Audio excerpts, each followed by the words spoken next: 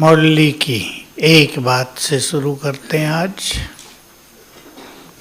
संसार में बहुत बड़ी समस्या है, घर घर में। कौन सी? आप में से भी कईयों के घरों में होगी। बताओ, बोलो। और कुछ नहीं करते?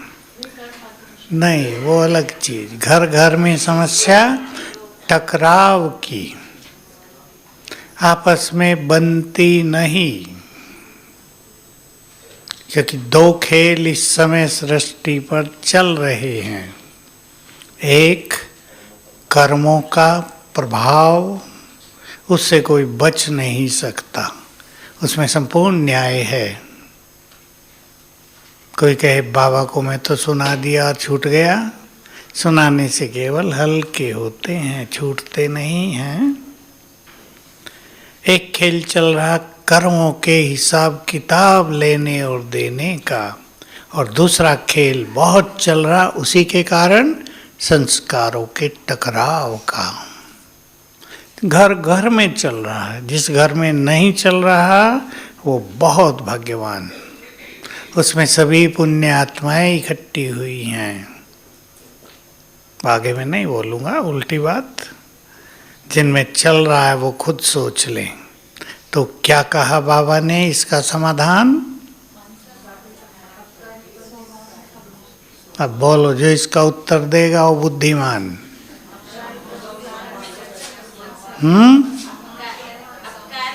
वो हो गया, वो उत्तर नहीं है। आप कैसे अपने घर में अपकारी पे उपकार करोगे? होगा नहीं। भाई लोग उत्तर देंगे।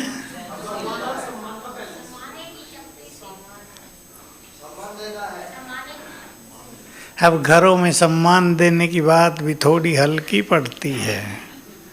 बहू सास को सम्मान नहीं देती, इतने तक। बच्चे माँ को सम्मान नहीं देते।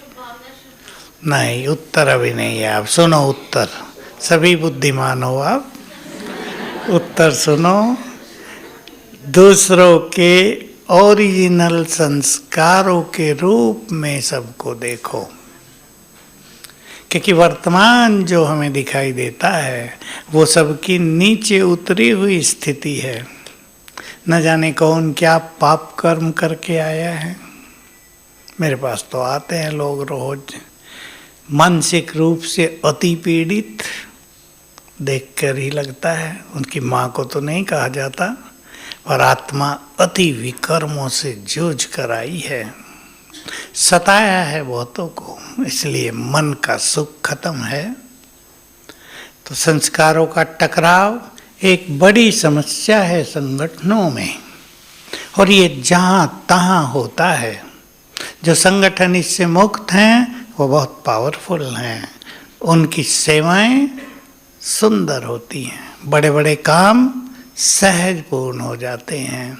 और जहाँ दो ही रहते हैं और एक का मुंह किधर, एक का मुंह दक्षिण में एक का उत्तर में, तो वहाँ न सेवाएं, न खुशी शांति संतुष्टता, न जीवन जीने का आनंद। क्या करेंगे? क्या करेंगे? पहली चीज, आज कुछ चीजें सबको करने का संकल्प करना है। पहली चीज, अपने को झुका कर चलना। दूसरा व्यक्ति बात नहीं करता, ईगो होता है मनुष्य में, अहंकार। वो करे पहले, वो झुके पहले। लेकिन महान वही जो झुके, जो अपने को महान समझे वो झुके, बात करे, सम्मान दे। भले वो सम्मान के पात्र हो या ना हो, आपको लगे इन्हें क्या सम्मान दें, ये तो काम के ही नहीं है। लेकिन कुछ काम के तो हैं। किस काम के बताओ? सभी भगवान के बच्चे हैं। इसमें तो कुछ और सोचने की जरूरत ही नहीं। सब में बहुत क्वालिटी थी, उतर के नीचे आ गए हैं। सबके मूल स्वरूप को देखो, चिंतन करना है उस पे, केवल देखना नहीं, चिंतन। एक समय था ये भी देवता थे, तब ये बहुत सुखी थे, सुखदायी थे, इनके संस्कार बहुत सुखदायी थे, संपूर्णता थी। चिंतन करेंगे ऐसे।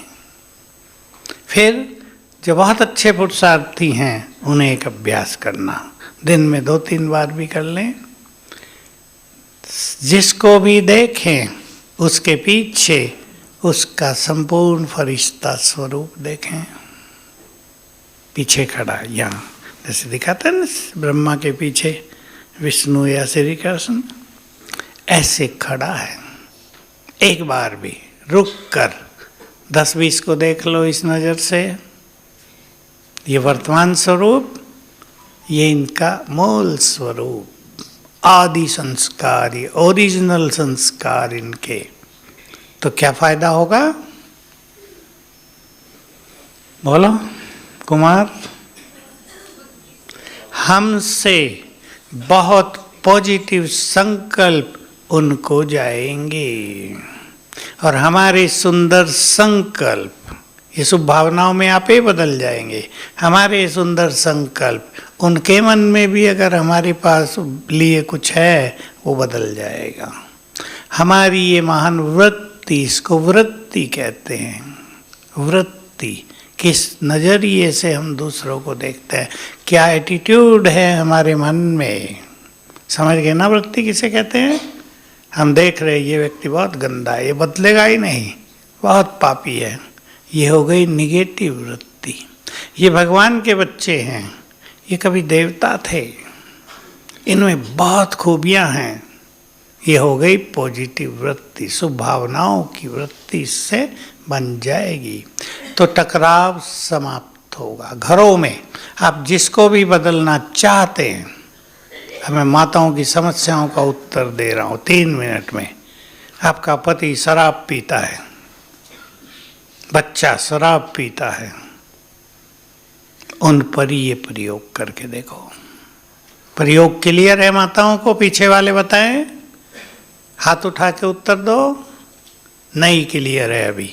आपके घर में किसी को गंदी आदतें हैं, 4-5 लोग ऐसे आ गए इस ग्रुप पे नीचे, माताएं आई, भाई जी, पति गैम्बलिंग, जुआ खेलता है, सब नष्ट कर दिया। एक तो आज ऐसी आई, सब कुछ नष्ट कर दिया। मेरे जेवरों पे नज़र थी, मैं अपनी माँ के घर छुपाई, घर बेच दिया, मेरी माँ का घर भी बेच दिया। मैंने कहा तुम्हारी माँ का घर उसने कैसे बेचा? जाके लड़ाई कर दी, बेचो मुझे पैसा चाहिए। मैंने कहा अब नंबर किसका पता? वो सोचने लगी किसका है। मैंने कहा अब तुम्हें बेचेगा। मैं हंसी की उससे, कहा उसे छोड़ के माँ के चली जाऊं? चली जाओ। इतना बुरा हाल। ऐसे में उस व्यक्ति को आधा घंटा योगदान देना और उसके मूल स्वरूप में देखना। माताओं ने समझा या सो रही हैं? हाथ उठाओ पीछे वाली जिन्होंने समझ लिया, और जग जाओ जिनको नींद आ रही है। खाना ज़्यादा खा लिया हो कहीं, आज ब्रह्मा भोजन है ना, टेस्टी। तो ऐसे समस्याओं का समाधान करना है। समस्याएं पति में जा रही हैं और समय, आज की मुरली से समय की रफ्तार बहुत फास्ट है, ये हमें पता नहीं चलता। जैसे संसार में जो लोग सुखी हैं उनसे विनाश की बात करो, वहाँ ये हो गया है, तो होता ही रहता है। उनको तब पता चलेगा जब उनके ऊपर आ जाएगी कुछ, अरे भाई बड़ा बुरा समय आ गया, तो विनाश के दिन आ गए हैं, बड़ी खराब दुनिया हो गई। तो मनुष्य जब तक खुद भुगते नहीं, उसको संसार की बुराइयों का पता नहीं चलता। पर मैं उस माता को देख रहा था, आज उसके बच्चे बेचारे, उनको पढ़ाई लिखाई कुछ नहीं रहा। देखो एक व्यक्ति ने पूरे परिवार को समस्याओं में डाला हुआ है ना। तो ऐसे में अपनी स्थिति को संभालना है। और एक चीज सभी को पक्की कर देनी है आज से, हम अपनी स्थिति को ठीक रखेंगे, परिवारों की सारी परिस्थितियां बदल जाएंगी। रिपीट करो माताएं अपने मन में।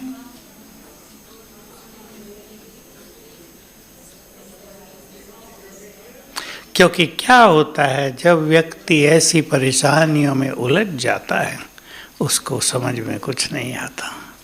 हम जानते हैं इस बात को अच्छी तरह, इसलिए उन बहनों पर मुझे बहुत दया आती है। ये बेचारी कहाँ तो योग करेंगी, मुरली पढ़ते हैं, बस पढ़ रहे हैं और अंदर कुछ नहीं जा रहा है, ऐसा हो रहा है। क्योंकि परिवारों की बड़ी समस्या, जिसको जीवन दिया पति, वो जीवन नष्ट करने पे तुल गया है और बिल्कुल नहीं समझते। मैंने कहा बहुत बुरा है क्या तुम्हारा पति? कहा नहीं, गुणवान पूरा, पर आदत पड़ गई गैम्बलिंग की। तो देखो सारे गुण छुप गए ना, नष्ट हो गए, उनकी कोई वैल्यू ही नहीं रही। ऐसी दो माताएं आई जो बोलती मेरा पति अति गुणवान है, हम तो धारण कर रहे जिन गुणों को, वो गुण उसमें पहले से ही हैं, पर बस एक ही बात ने सब कुछ नष्ट कर दिया है। तो माताएं ध्यान दें, समाधान आपके पास है। आ जाओ आगे, आ जाओ, पीछे वाले खड़े आगे आओ। समाधान आपके पास है। समझ गया कौन सा समाधान? बोलो कौन सा? अपनी स्थिति को अच्छा रखना। और याद करो बाबा का महावाक्य, स्वस्थिति अच्छी होगी तो परिस्थितियां बदल जाएंगी, और स्वस्थिति बनाने की विधि है श्रेष्ठ स्वमान। ये भगवान वाच है।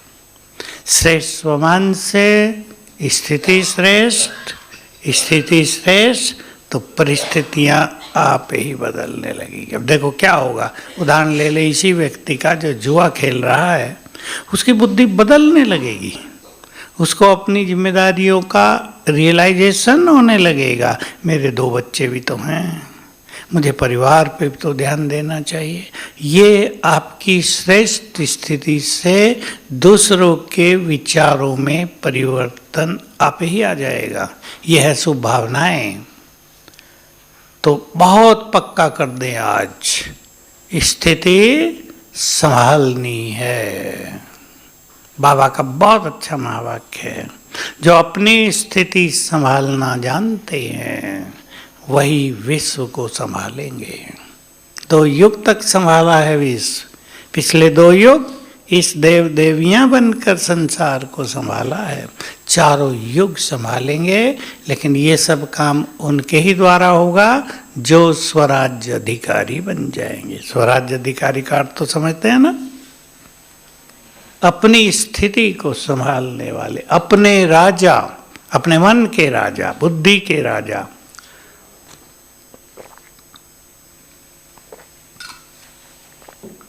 ये तो रही दूसरों के टकराव की, लेकिन यदि हम टकराते हों क्या करेंगे? बोलो, उत्तर पहले आपको देना। कुमार लोग, हम स्वयं टकराने लगे। पहली बात तो वही, बुद्धिमान वही है जो अपनी सूक्ष्म कमियों को भी जानते हों।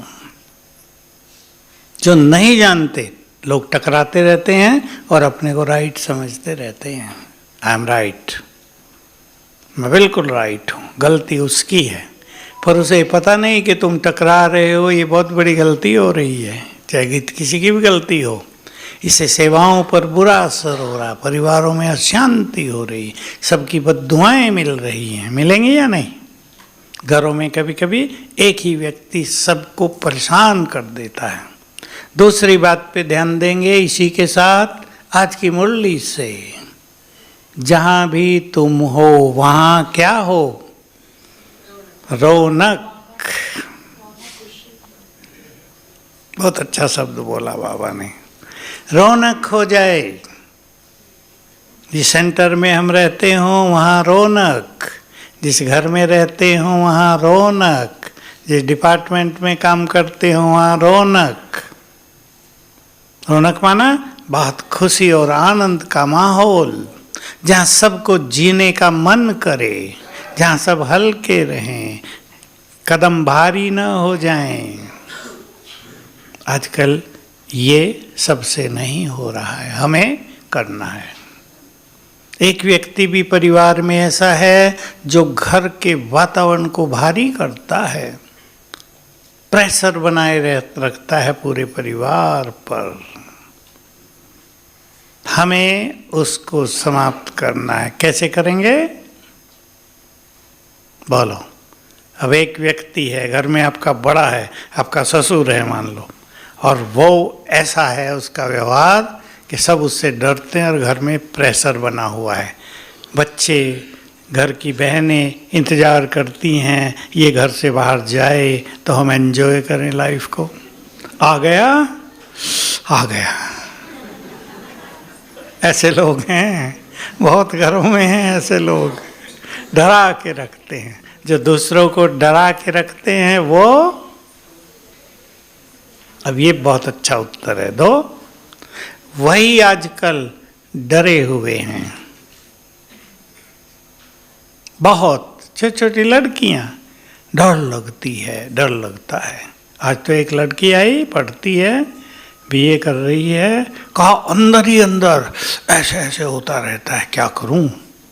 भय, पढ़ाई का भय नहीं, फेल पास होने का डर नहीं, भय, अनचाहा भय, ये उन लोगों का है जिन्होंने दूसरों को बहुत डराया है पूर्व जन्मों में। इसलिए हम किसी को डराएंगे नहीं, या बच्चों को डरा के रखेंगी माताएं। डराना पड़ता है, टीचर को भी थोड़ा बहुत डराना पड़ता है स्कूल में। आजकल तो ख़त्म हो गया खेल, लेकिन थोड़ा बहुत, लेकिन प्यार भी तो करती हैं माताएं, डराती थोड़ा ही हैं। तो डरा के अच्छा बनाना और प्यार दे के उनकी योग्यताओं को और निखारना, ये बहुत ज़रूरी होता है। तो देख लें, हम तो कहीं टकराव का कारण नहीं बनते हैं। इधर बुला देने, हम तो नहीं टकराते। टकराव किसके कारण आता है? बोलो। टकराव, एक दो बात निकाल लो, टॉपिक तो अलग है ये। अहंकार के कारण, मेरी बात सब सुने, एक्सपेक्टेशंस के कारण, छोटी मोटी कामनाएं, क्रोध के कारण, ज्यादा इच्छाओं के कारण टकराव की स्थिति बनती है। स्वमान में रहने वाले सबको सम्मान देंगे, मुरली में बहुत आया आज भी। हम एक दूसरे को सम्मान देने को अपनी नेचुरल रॉयल्टी बना लें। देखो आजकल हम जाते हैं ना, आप लोग भी जाते हैं, पुलिस वाले छोटों को भी सर कह के बात करते हैं, उन्हें सिखा दिया गया है। पुलिस से लोग डरते ही हैं ना। डरो नहीं, मददगार हो तुम लोगों के, उनकी समस्याओं का हल करने वाले हो। डरो, डराओ नहीं। वो भी थोड़ा सम्मान देना सीखने लगे। गड़बड़ भी हो रही है एयरपोर्ट पे तो कहेंगे सर ऐसे नहीं, ऐसे करना पड़ेगा। तो देखो, सम्मान की भाषा उन लोगों के लिए भी मन में प्यार पैदा करती है ना। तो हम कोशिश करेंगे परिवारों में हम कहीं टकराव का कारण न बने।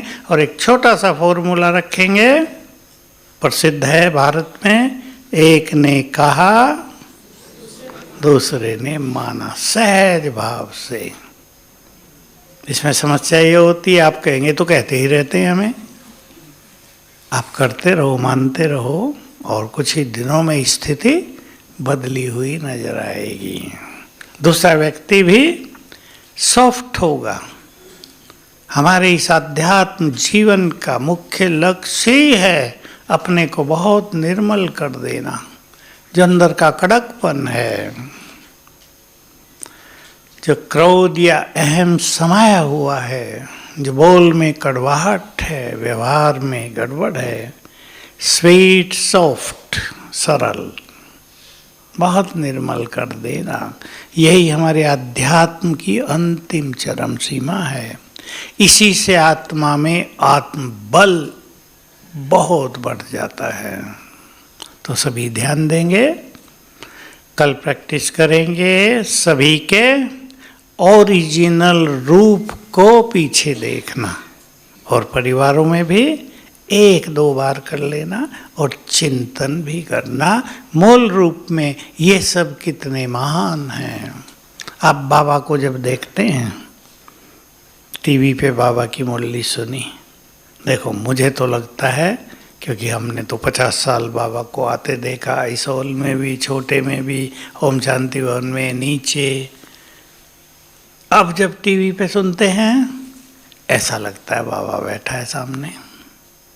आपको कैसा लगता है? फील ही नहीं होता। सामने बैठे स्टेज पे उन्हें कोई देखता ही नहीं, क्योंकि उन्हें देखने थोड़े बैठे वहाँ, भगवान बैठा है, उसकी उपस्थिति रहती है, उसके वाइब्रेशंस, उसकी डिवाइन एनर्जी फैली रहती है चारों ओर। मैं तो हर बार ये अनुभव करता हूँ। इसलिए मेरा लक्ष्य रहता है, और वही आप सबका हो, कि 2 घंटे पूरी तरह से बाबा की एनर्जी स्वयं में भरनी है, चाहे आप यहीं क्यों ना हो। पूरी तरह से अलौकिक एनर्जी स्वयं में भरनी है, और रोज मुरली के समय भी भरनी है। रोटी वाली माताओं को मुरली सुनने को मिलती है या तब काम होता है?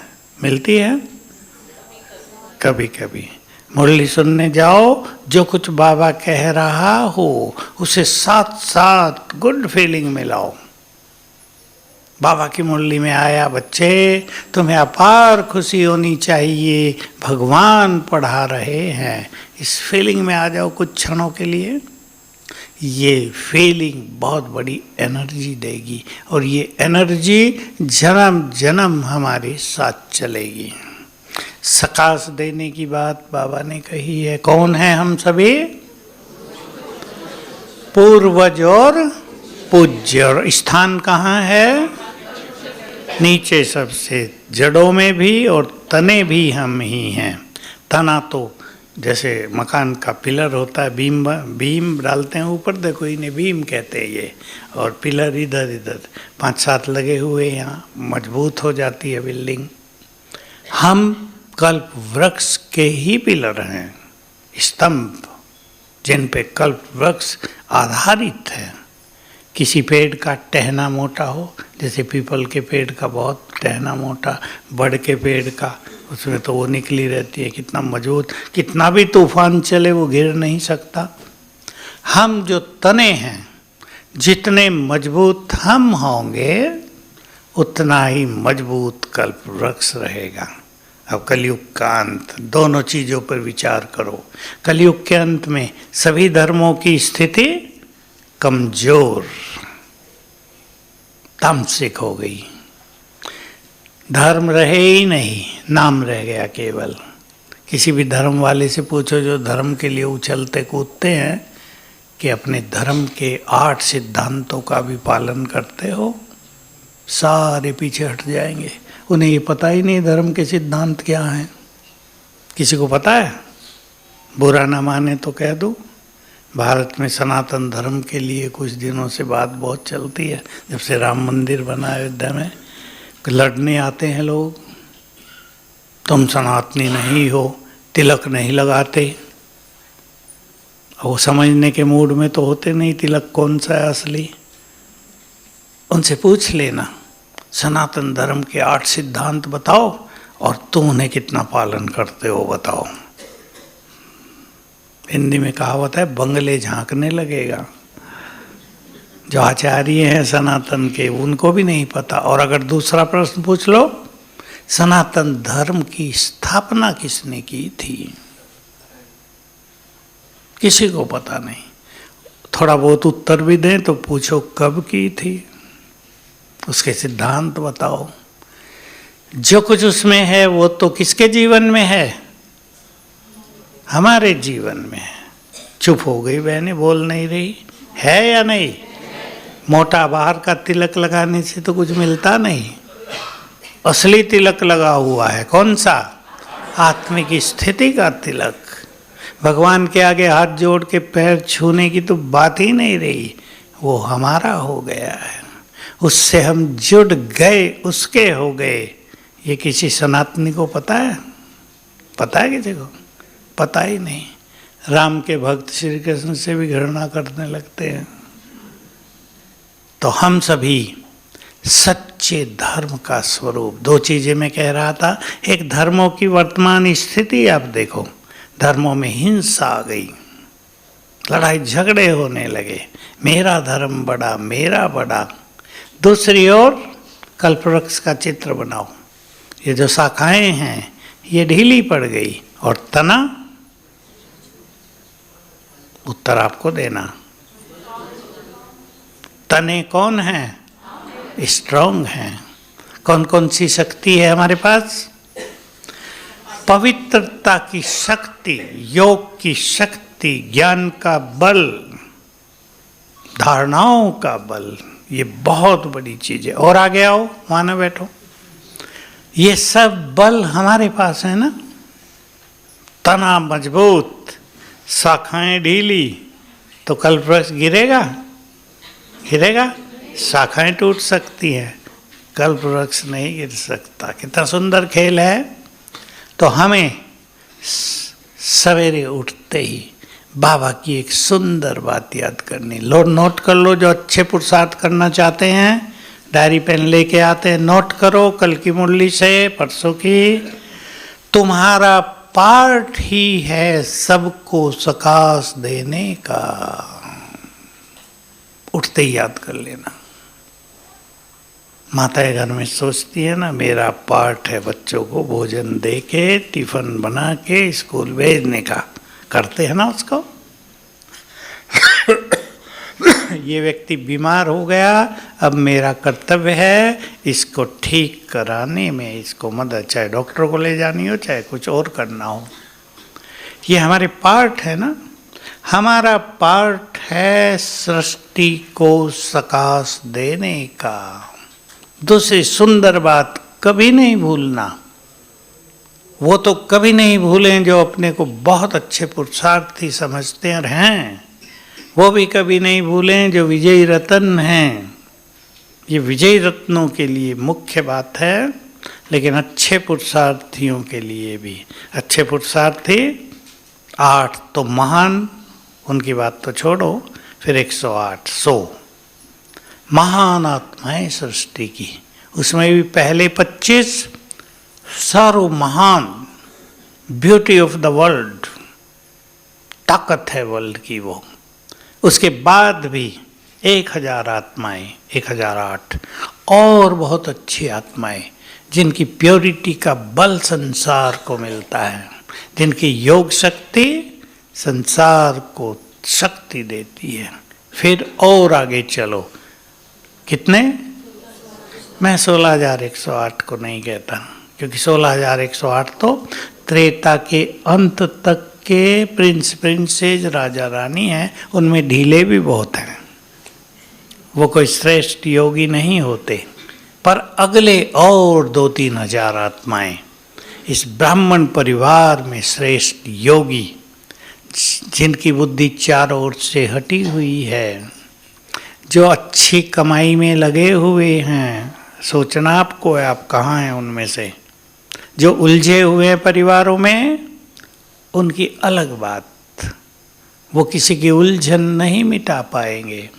तो याद रखेंगे, भगवान वाच, जैसे बाबा की आवाज आ रही हो, बच्चे, जैसे मैंने तुम्हारी शक्तियों से पालना की, तुम भी दूसरों की करो।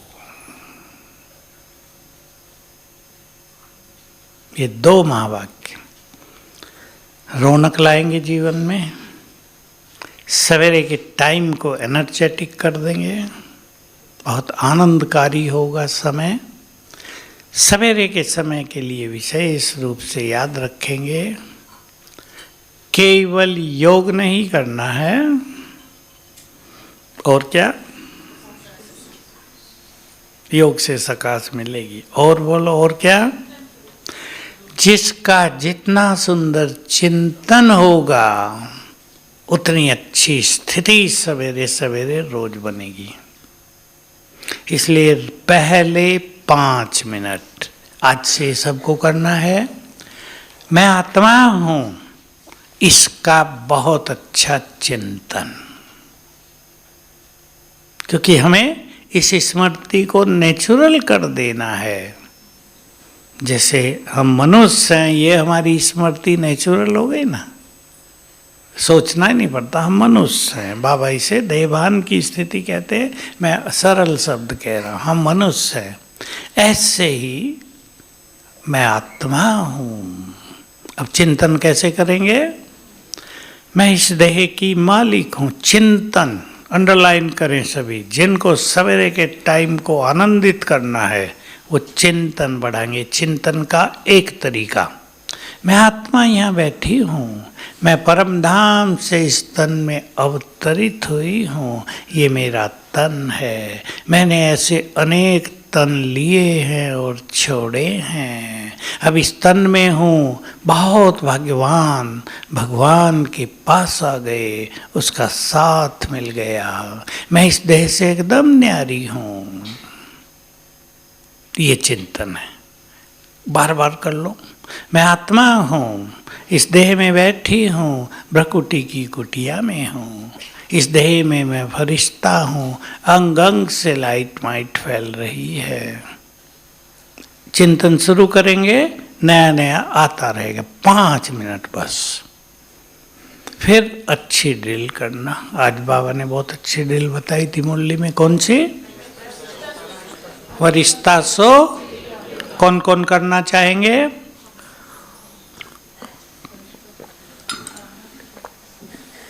आज से ही शुरू करेंगे। आज से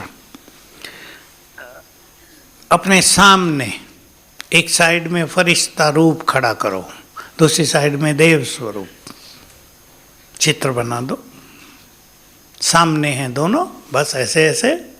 इधर मैं आत्मा इस तन में ब्राह्मण, इसे निकलकर चली। अब अपने को आत्मा देखेंगे, आत्मा जा रही है, लाइट माइट फैलाती हुई फरिश्ते के तन में बैठ गई। कुछ देर फरिश्ते के तन में, वहां से निकली, चली, देव शरीर में बैठ गई। फिर वापिस आई ब्राह्मण शरीर में। पहला राउंड। अब दूसरा। फिर मैं आत्मा यहां से निकली, मैं पवित्र आत्मा हूं।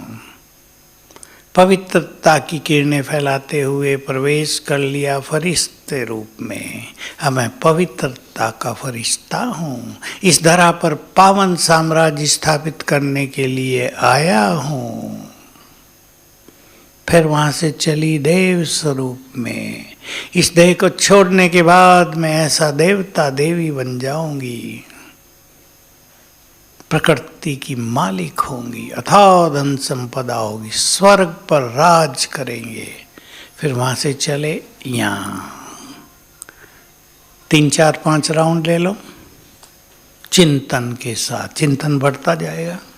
मैं फरिश्ता हूँ, धरा से ऊपर, संसार के बंधनों से मुक्त, संसार को देने वाला, संदेश वाहक, निर्भय, बहुत पावरफुल फरिश्ता हूँ। फिर देव स्वरूप, कंचन काया है, लंबी आयु है, दिव्यता फैली है, स्वर्ग का सीन सामने ले आओ। ऐसे चिंतन के साथ ये ड्रिल करेंगे, योग बहुत अच्छा लगेगा। कई लोग ये सोच लेते ये योग थोड़ा ही है। क्या विचार है आपका? ये योग का पावरफुल आधार है। इसी से देखो, एक है हमें योग अभ्यास करना, दूसरा है स्थिति को महान बनाना। अलग भी कर सकते हैं दोनों को, और दोनों जुड़े हुए हैं। जितना योग अभ्यास अच्छा होगा, स्थिति को बनाने का बल रहेगा। जो हम अच्छा करना चाहेंगे वो करेंगे। योग से परमात्मा सुख प्राप्त होने लगेगा, अथाह सुख। कलयुग के बंधन, रोग, शोक हटने लगेंगे। लेकिन ये स्वरूप धारण कर अभ्यास करने से अब जो फरिश्ते के गुण हैं वो जीवन में आने लगेंगे। जो देवताई संस्कार हैं वो जीवन में आने लगे, क्योंकि ये हम हैं ना, फरिश्ता भी देव भी हम। तो संस्कार बदलने लगेंगे, स्थिति महान बनने लगेगी। इसलिए ये ड्रिल बहुत अच्छी सभी करेंगे, इसका सुख लेंगे। और एक बड़ा फायदा ये ड्रिल करने से ये होता है, एकाग्रता बहुत बढ़ जाती है। एकाग्रता बढ़ी अर्थात योग में हम स्थिर हो गए। अथाह सुख, जिसको अतीन्द्रिय सुख कहते हैं, वो प्राप्त होने लगेगा। रूहानी ड्रिल हमें अलग अलग कर लेनी चाहिए।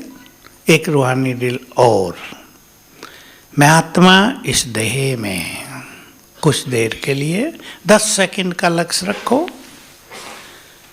फिर मैं पहुंचा सूक्ष्म लोक में बाबा के सामने, 1 मिनट वहां रहेंगे। बाबा से दृष्टि ली, बाबा का हाथ मेरे सिर पर आ गया, हाथ से शक्तियां देह में फैलने लगी। 1 मिनट लगाएंगे। फिर परम धाम में पहुंच गए, निराकार शिव बाबा के पास, निराकार स्थिति, बैठ गए वहां। बाबा की संपूर्ण एनर्जी मुझ में समाने लगी। फिर मैं आत्मा नीचे आ गई। 3 बार करो। जिनका योग अच्छा नहीं लगता वो 3 बार ये कर लें, योग अच्छा लगने लगेगा। 1 मिनट का ट्रैफिक कंट्रोल बचता है। 1 मिनट भी बहुत समय होता है। फरिश्ता सुदेवता ड्रिल कर लें। 3 मिनट का बचता है, तीनों लोकों की ड्रिल कर लें, सैर कर लें, तो बहुत अच्छी अनुभूति होगी। तो सकाश देने को अपना नेचुरल और शक्तिशाली कर्म बनाना है। अभी जहाँ हम जाएं, हमसे सकाश मिलती रहे दूसरों को। मैंने एक बात कही थी, आपको याद हो, हमारा जीवन ऐसा हो जाए, चलते फिरते सबको सकाश मिलने लगे। ये उससे होगा जिनके पास प्योरिटी का बल बहुत है, जिन्होंने व्यर्थ संकल्पों को समाप्त कर लिया। जितने तक उतने ही वाइब्रेशंस पावरफुल फैलेंगे। प्योरिटी अपनाने के बाद भी कई लोगों का व्यर्थ में समय बहुत जाता है, बातों में, तेरी मेरी में, गिराने चढ़ाने में। उनका प्योरिटी का बल समाप्त हो जाता है। उनकी प्योरिटी रह जाती है 0 का बल्ब, जिसमें पढ़ने में भी कुछ नहीं आएगा, बस अंधेरा नहीं होगा। हमें अपनी प्योरिटी को संसार के लिए बल बनाना है, जो भी आप में से बनाना चाहे। कुमार बैठे हैं ना बहुत, हमने प्योरिटी अपनाई है तो उसको अपनी पावर बनाना है। Purity is the biggest power. Purity संसार के लिए पावर बन जाए, इसलिए और बातों में नहीं जाना है। त्याग किया है। प्योरिटी अपनाना माना बहुत बड़ा त्याग करना। माताओं ने भी अपनाई है, छोटी बात नहीं है।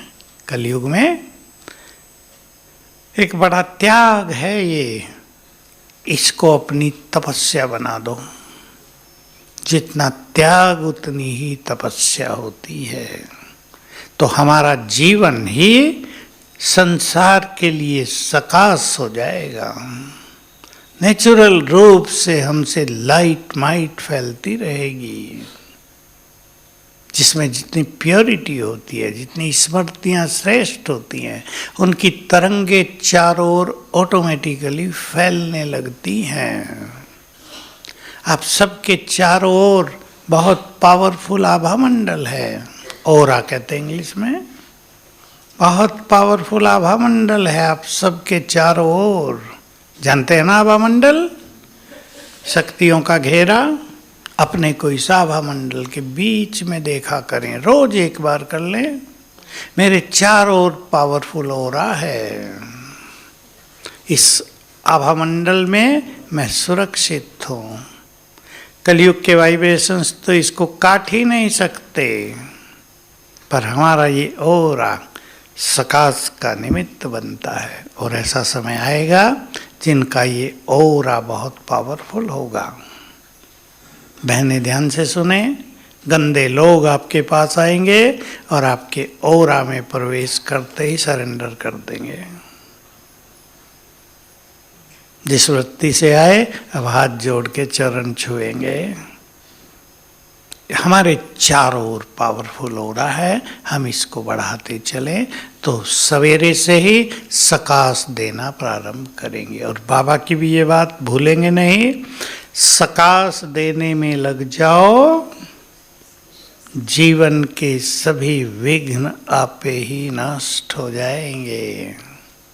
घरों में जिनके भी विघ्न हैं 15 मिनट का नियम बना दो, संसार को वाइब्रेशंस देने हैं, आपके विघ्न सब समाप्त हो जाएंगे।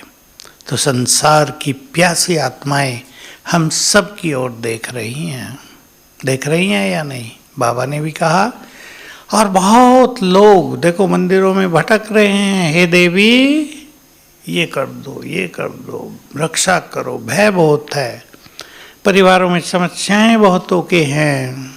1-2 केस आजकल ऐसे चल रहे हैं, लड़कियों ने अपने पति को जो मार दिया, किसी से और से प्यार हो गया और अपने को मरवाया, मारा, और कैसी दुर्गति की उसकी। मेरठ का तो एक बड़ा कांड आ रहा है आजकल, कितने टुकड़े कर दिए उसके, ड्रम में डाल दिया, ऊपर सीमेंट की बोरी डाली, उस पर पानी डाला ताकि जम जाए, और देखो करनी भाग्य। पुलिस आई, ढूंढ पड़ गई, कहाँ 15 दिन से उसके परिवार वाले ढूंढ रहे। पुलिस आई, छोटी बच्ची, कहा पापा ड्रम में है, पापा ड्रम में। वो समझे नहीं, आखिर किसी का ध्यान गया ये कुछ कह रही है, तब वो काटा, देखा दुर्गति। ऐसी लड़कियां हैं, किसी के प्यार में फंस के, अभी फांसी होगी ना दोनों को अरेस्ट कर लिया गया है। फांसी के अलावा कुछ नहीं, क्योंकि सब कबूल कर लिया उन्होंने, रिकॉर्ड कर लिए पुलिस ने उनके। तो सबको सकाश देनी है और महान कार्य करने हैं। ओम शांति।